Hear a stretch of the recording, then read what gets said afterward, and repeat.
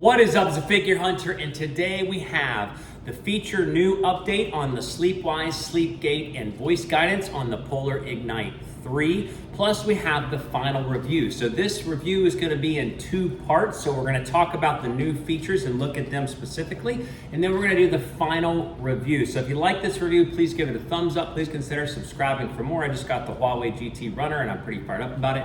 So when we look at this watch, we are going to go into all the ins and outs of the pros and cons, and there are polarizing pros and cons on both sides. So I basically scrapped my first attempt at this altogether because I really wanted to frame the mentality, or just looking at the primary pros and cons in a clearer way. Now, the framework for the review on the pros and cons is we're going to say that the top priority, the top sort of important factor is Polar's platform and features. That's the biggest value add that Polar has. And the secondary feature, or the secondary aspect to consider or look at, is actually the watch. So most of everything we're going to do is going to be to look at the platform and the benefit features of Polar's overall offering, and then secondly to look at the watch when we come into the pros and cons.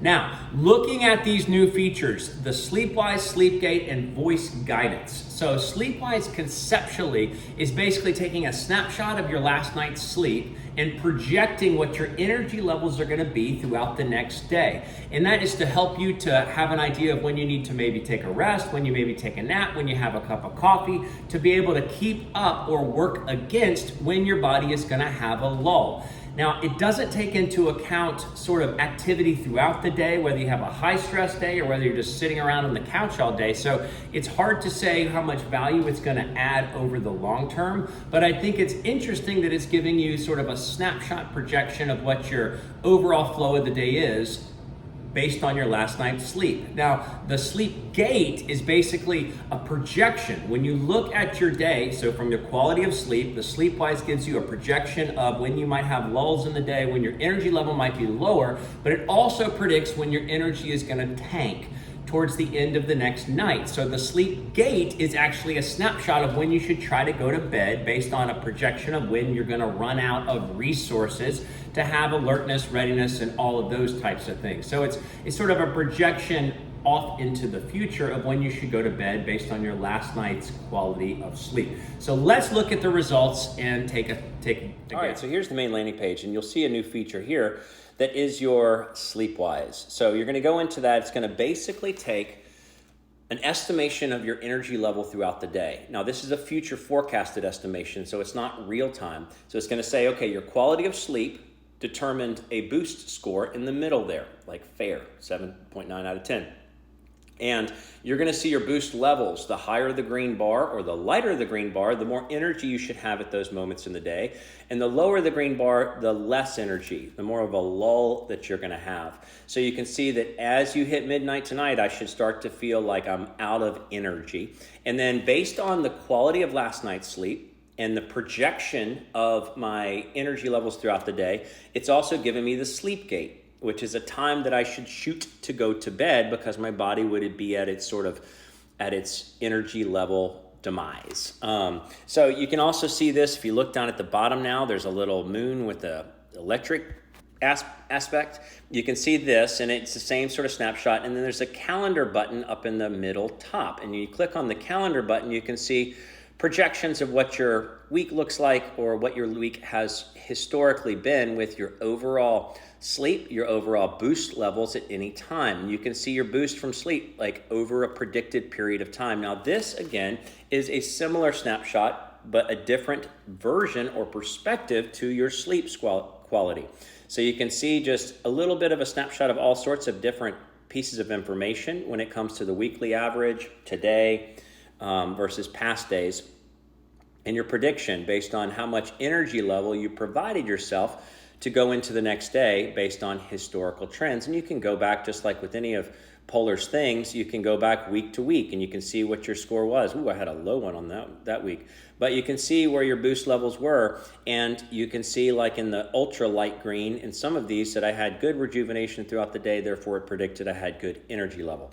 So the other thing is the voice guidance, and you would actually go into the device. This is the other new feature, the voice guidance. You would go into the device and you would see in the middle, voice guidance on.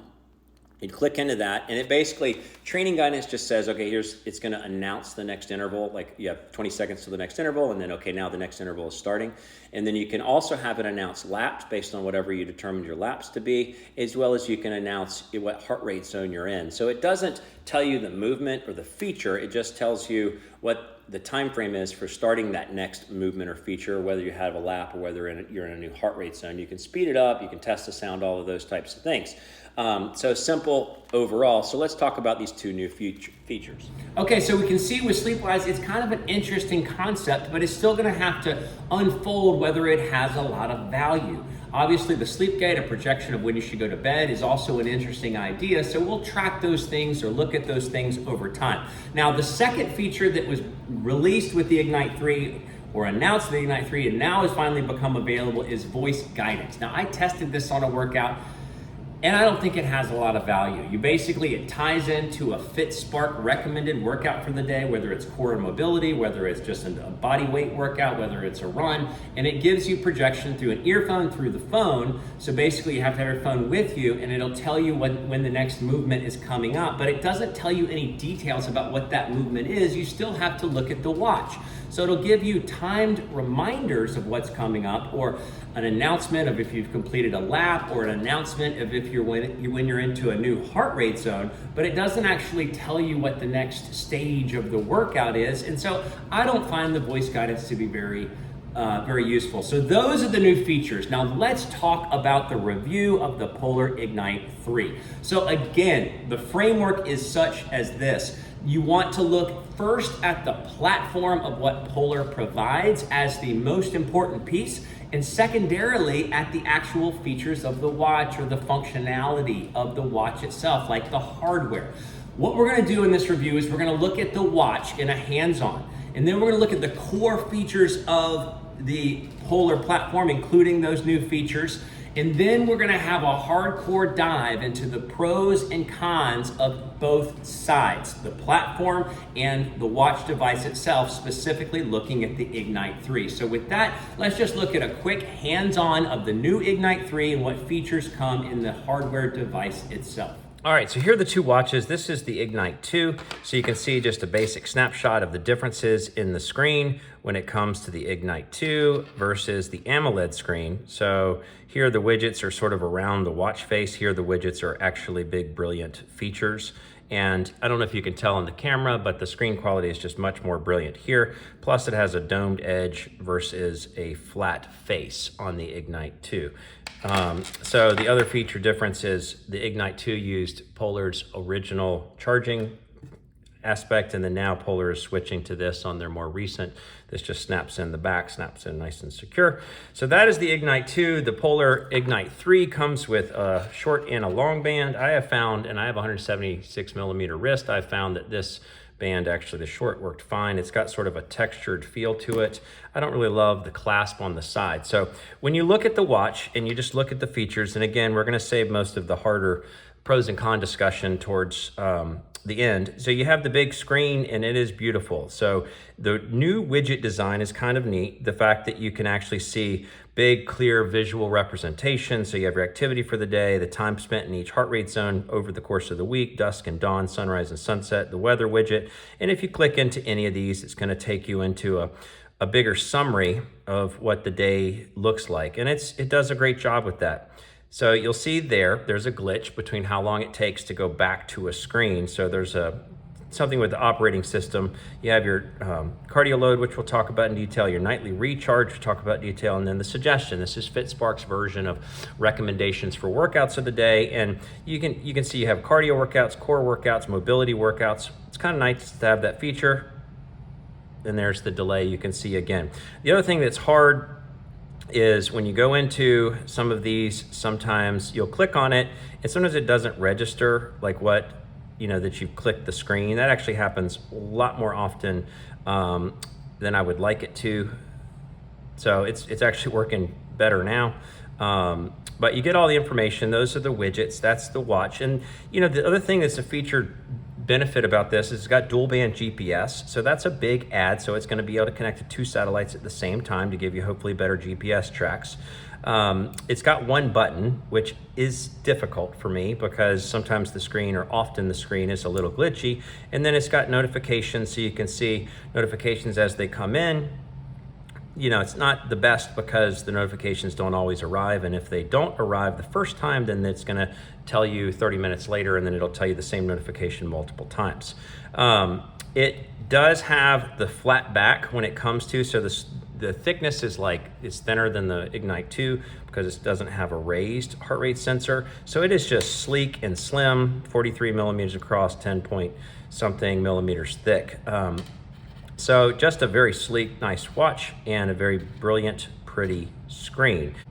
The other thing I was just going to mention is that it does have breathing exercises. That doesn't correlate to like a heart rate variability measurement. And then it does have FuelWise, it does have fitness tests, walking test, running test, which I have personally not loved because I'm not a runner, but the fitness test is great. You just lay down for 3 minutes and it gives you an estimate of your VO2 max from how your heart rate is responding. So let's talk about the next step. Okay, so that's the nitty-gritty of the watch and a little snapshot of how it compares to the Ignite 2. It definitely has a big, beautiful screen, and we're going to talk about the pros and cons in really good detail in the final summary. So let's look at the core features of what Polar offers, because that is the bread and butter of what is of value when considering any Polar watch, when specifically considering the Ignite 3. So we're just going to dive into the app and look at all the app features and way it projects or points or analyzes your sleep quality, your recovery quality, as well as your training load. Okay, so what are the core feature benefits to the Polar platform and analysis offerings?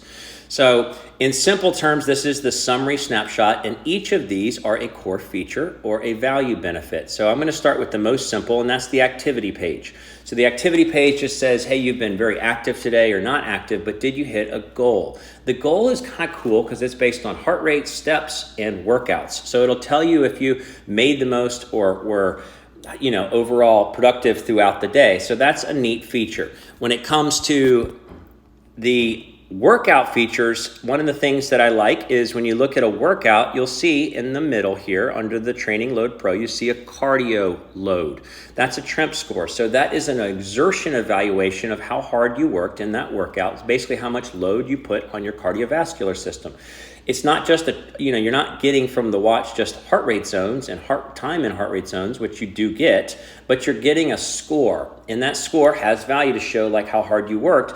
And it also has value to determine your training load over time. I really love their Training Load Pro because it's simple summary of the red line being the rigor of the workout, and the purple line being your overall short-term training load, meaning how hard are you working this week, and your blue line being your long-term training load, how hard did you work on average the last 4 weeks. But it gives you a clear and simple snapshot of if you're training to push your fitness higher or if you're training that's not maintaining the same level of fitness. So you can see I'm detraining because here on Friday, I haven't worked out, didn't work out on Thanksgiving. And so my short-term training load is falling below my long-term trend. I'm not pushing it higher. And you can see in past weeks like here where my short-term trend is pushing my long-term trend up. Therefore, I'm calling my fitness higher. The Training Load Pro. And then the feature I always love to show is this, because you can see the blue line is your fitness level just based on your 28-day training load, but you can see your workouts, you can see your 7-day average changing, and you can see your blue fitness line over time is the blue line going up. So that's a big, beautiful feature that goes back in all history.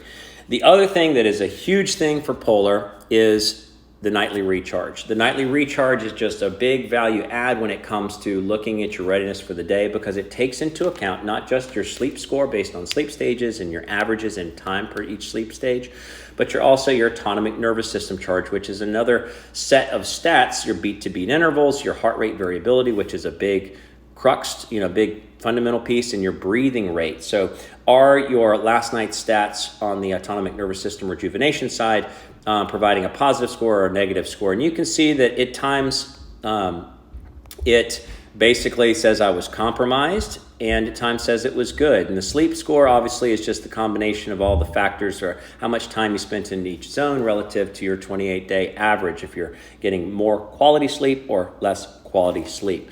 So those are the main features on the platform that I feel like are great. The other minor feature that I would point out would be the simple fitness test that you can run, because I just think it's neat. You basically lay down for 3 minutes and it tracks your heart rate in a rested state, and it tells you what your fitness level is from a simple snapshot. Now, I like this, even though it is relatively simple. There are other tests you could do to push your running test higher, but at the same time, this is a snapshot, especially for non-runners, that gives you a sort of a snapshot in to how your fitness is improving from a simple 3-minute lay down test. So those are the features in the platform. You know, I would say that the new, SleepWise is a minor feature, but not a significant one that we can tell just yet. All right, now the big summary, looking at the platform first, pros and cons, and looking at the watch second, pros and cons. And I give you the squinty eye because there's some definite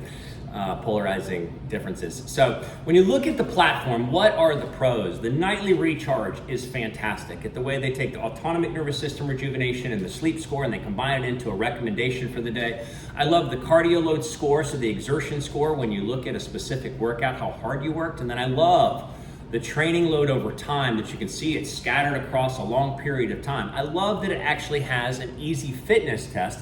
And I've even found that the activity bar, when it just takes in a whole day snapshot of how active you were today and did you hit your 100% goal, I think that is fantastic. And then a little bit about the SleepWise and SleepGate. We're still yet to see if that prediction of what the day's energy levels are going to be has any value to how you might change your day. Now, what is a con on the platform side? Now, the first recently, this new release of the voice guidance, I don't feel like that adds any value. Another thing that's a con that is something that you might not know, but Polar used to have a recovery time prediction for when you finished a workout, and then they just took that away because they wanted to tie it into the Recovery Load Pro or the Recovery Pro or whatever orthostatic test. And then the last thing, which is sort of a platform issue, sort of a watch issue, is the notifications. And this is a harsh one. So the notifications are all problematic in how timely they come, and then when, the fact that they repeat. We'll talk about that more in the watch section. So getting into the watch section, the pros and cons. Oh boy. So again, remember at the outset, the most important thing is what is the analytical value that the platform provides, not looking at the hardware you are using. So take that in mind, because this watch, the watch itself, the hardware itself, is a secondary need or secondary requirement. So the pros on the Polar Ignite 3 are for sure the AMOLED screen. The AMOLED screen is visually beautiful, it's crisp, it's brilliant. The fact that you can have an always-on display now to at least see the time. The fact that it has a domed, curved, glass, and that it's slender and sleek, it's skinny, it's lightweight, all of those things are really positive. So the widget design, that's a new design for the Polar Ignite 3. I like that better than the watch face with the rotating widget information around the watch screen. So all of those things are great. You could even say, and this channel doesn't test for running and specifically, but you could say the dual band. Obviously the dual band is a huge feature upgrade when it comes to the Polar Ignite 3. So what are the cons? The cons on a minor con side, the battery life being, 2.3 days on average is a con. It's not a harsh con, but it's a con. Usually, I would say in today's world, it should be 3 or 4 days at a minimum. And the fact that it only has one button and you're dependent on the touchscreen is a con to me. Maybe I would say it's a minor con. Now, the major cons are the screen. The major con is the lag time and the sort of glitchy, you press it and it doesn't register, you press it, it doesn't register, and then it will register. Or you push the back button to go back to the home screen and there's a relatively felt long delay before it goes back to the home home screen. So those are all big issues. The other con that would be more major is the battery issue. Not the fact that it just has 2.3 days of battery life, but the fact that if it gets like 10% or lower, it's just not gonna let you record data. There are times when I've woken up and the watch still has power and it's like 5%, but it wouldn't record my night's sleep because I dropped below a certain level. That is BS. And there's been times where I've gone to the gym to work out, and because it's at a certain low point, it won't let me record a workout. That's asinine, that's ridiculous. And then the other thing that makes me absolutely crazy are the notifications. So it will connect your watch, it'll display the notifications, sort of. So there'll be times where you get the notifications and you raise your wrist and you can see it and it works. And there's so many times where it doesn't give you the notifications. And then what it does is it sends you the same notification over and over again. It'll buzz, you'll raise your wrist, and it'll be that same notification from 37 minutes ago. And then 15 minutes later, you'll buzz, you'll raise your wrist, it'll be that same notification from, however 37 plus 15 is. It was the same notification from a longer period of time ago. So this has got to be fixed, because this is, I didn't turn off the notifications because I needed to test the battery life when we're really doing the final review. But if I could have, I would have turned them off because I hate it. But I also am dependent on notifications coming to the watch because I don't want my phone to buzz. So that is it. That is the summary. When it comes to the platform side of what Polar is offering, when it comes to the new features that are now available on the Ignite 3, and when it comes to the watch, the device functionality, pros and cons, when you're considering the Polar 3. Now, if you're looking at other devices, there's a few others that I might look at. So the first and simple one is I probably would just go at $330. I would just go for the Garmin 255 because it has a comprehensive plan, has a comprehensive training analytics built into the 255, comprehensive wellness, all the recovery features you could want and need, plus a lot more customizations and a lot more functionality, but it does not have the AMOLED screen. Another sort of middle ground would be the Venue 2 within the Garmin platform because it does have AMOLED, but it also lacks the training analytics. So I would probably lean towards Polar if you can put up with the glitches on the watch side, because the Polar platform offers the training side aspects that the Venue 2 doesn't offer about at the same price point. And then last, I have not tested it, but I have tested the Huawei GT4, and that platform is solid. The training load is good, and so I would probably look at the GT Runner, but you have to stay tuned for my GT Runner review of that device. But at the price point, the AMOLED screen, and the overall stability of the platform and what it's offering, I think it would have more value than the Polar Ignite 3. So with that, that's the full summary, the full everything, new features, full review. The Polar Ignite 3 is the Figure Hunter. Thanks so much for watching.